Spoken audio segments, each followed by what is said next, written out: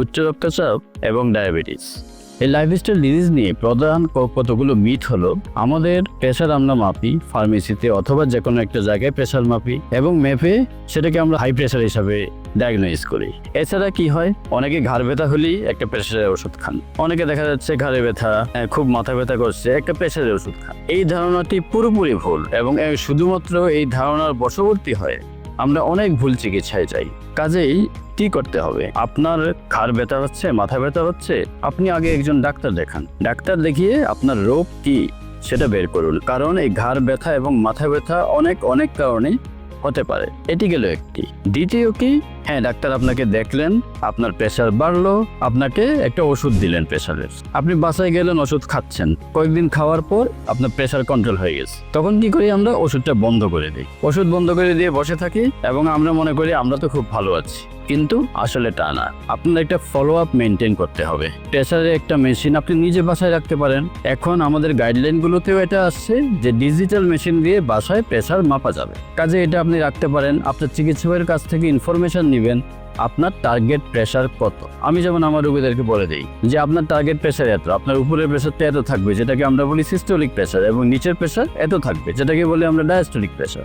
এগুলো আপনাদেরও কিছুটা জানতে হবে। জানলে আপনার রোগ নির্ণয় করা এবং চিকিৎসা নেওয়া আপনার জন্য সহজ হবে। ভুলভাল না জেনে আপনার চিকিৎসকের কাছ থেকে সঠিক জিনিসগুলো জানার চেষ্টা করবেন। আরেকটা ভুল আমরা কি করে থাকি, যে কোনো সময় প্রেশারে একটা ওষুধ খাওয়া। দেখা গেল আপনার দরকার নেই, আপনি ওষুধ খেলেন, আবার দরকার আছে ওষুধ বন্ধ করে দিয়েছেন। এই জিনিসগুলো খারাপ। এগুলো আমরা কখন করি, যখন আমাদের এই রোগটা সম্বন্ধে ধারণা থাকে না। আরেকটা হলো কি, রেগুলার ওষুধ না খাওয়া।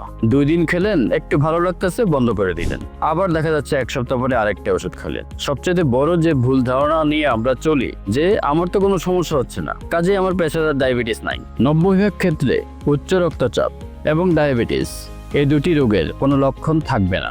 সেজন্য আমরা এখন যেটা বলি, 30 বছরের পর হলে বছরে অন্তত একবার আপনার ব্লাড প্রেশার চেক করতে হবে, আপনার ডায়াবেটিস চেক করতে হবে। এই চেক করা থেকে যদি 40 বছর ক্রস করে যায় তখন 6 মাস পর চেক করে দেখবেন। আর যদি আপনার ফ্যামিলি হিস্ট্রি থাকে, অর্থাৎ আপনার বাবা মা বা আপনার দাদার দিকে বা নানার দিকে আগে থেকে উচ্চ রক্তচাপ আছে, হার্টের সমস্যা আছে, আপনি 6 মাস পর প্রেশার এবং ডায়াবেটিস চেক করবেন। এগুলো চেকের উপর রাখতে হবে। আপনি যখন লক্ষণ পাবেন তার মানে আপনার রোগ অনেক দূরে গিয়ে গেছে, তখন কিন্তু আপনি অনেক কমপ্লিকেশনে ভুগবেন, এই রোগগুলোর কমপ্লিকেশন। কাজেই লক্ষণ দেখা দেয় নাই সেজন্য আমি কিছু করব না, এটা না ভাবিবে নিয়মিত চেক করে এগুলোর ওষুধ ঠিক করবেন। এখন আসি, আপনি ওষুধ ঠিক মতো খেলেন না, এই যে কাজগুলো আপনি কন্টিনিউ করলেন, মন মতো ওষুধ খেলেন, ডাক্তারের পরামর্শ শুনলেন না, ফলো আপে গেলেন না। এখন এই রোগগুলো থেকে কি কমপ্লিকেশন হতে পারে যেটা আসলে আপনারা বেশি খোঁজেন। কি হইতে পারে, হার্ট কাজ করতেছে না, অর্থাৎ হার্ট ফেইলিওর হইতে পারে, হার্ট পাম্প করতে পারছে না, তখন আপনার শ্বাসকষ্ট হবে, কাশি হবে, আপনি শুইতে গেলে আপনার খারাপ লাগবে, হাঁটতে গেলে আপনার বুক চেপে আসবে, অর্থাৎ আপনি আস্তে আস্তে হার্ট অ্যাটাকের দিকে এগিয়ে যাচ্ছেন। আর কি হতে পারে, আপনার স্ট্রোক হতে পারে, ব্রেনে স্ট্রোক হতে পারে, কিডনির সমস্যা হতে পারে। এই রোগগুলোর কমপ্লিকেশন হলো এগুলো। কাজে এগুলোকে লক্ষণ হিসেবে বিবেচনা না করে নিয়মিত চেক করতে হবে। এবার আসি ডায়াবেটিসের ব্যাপারে। ডায়াবেটিসের ক্ষেত্রে আমরা একই ভুল করি, যখনই একটু কন্ট্রোলে আসে আমরা ওষুধ বন্ধ করে দিই, বন্ধ করে দিয়ে দেখি যে ডায়াবেটিস আছে কিনা। তারপর দেখা যায় আর আমাদেরও মনে থাকে না যে আমরা ডায়াবেটিস চেক করব, আমরা ওষুধ খেতে ভুলে যাই। এই সমস্যাগুলো প্রতিনিয়ত আমরা করে থাকি। ওষুধ শুরু করলে নিয়ম হলো আপনি ওষুধ কন্টিনিউ করবেন।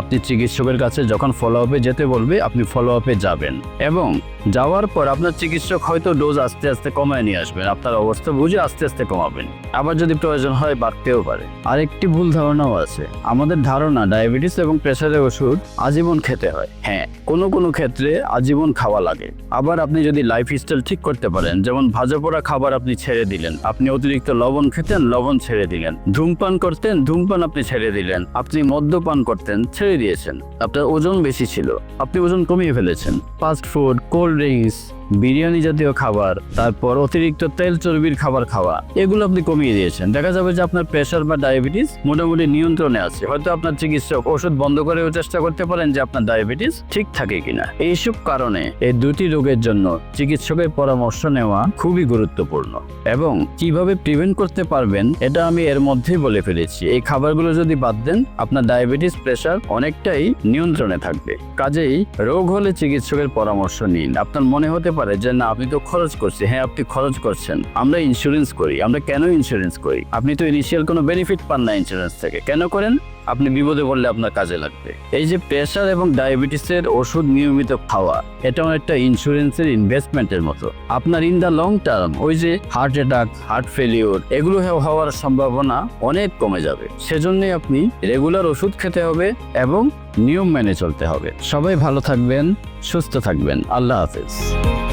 আপনাদের এই সমস্যাগুলো দেখা দিলে অথবা উচ্চ রক্তচাপ এবং ডায়াবেটিসের এই সমস্যাগুলো ইভ্যালুয়েশনের প্রয়োজনে আমি ডাক্তার MAV সিদ্দিক মজুমদার জাবের কর্মরত আছি জাতীয় হৃদরোগ ইনস্টিটিউট হাসপাতালে এবং লাভিরা হাসপাতালে। সময় দিচ্ছি প্রতি সোমবার। আপনারা যোগাযোগ করতে পারেন।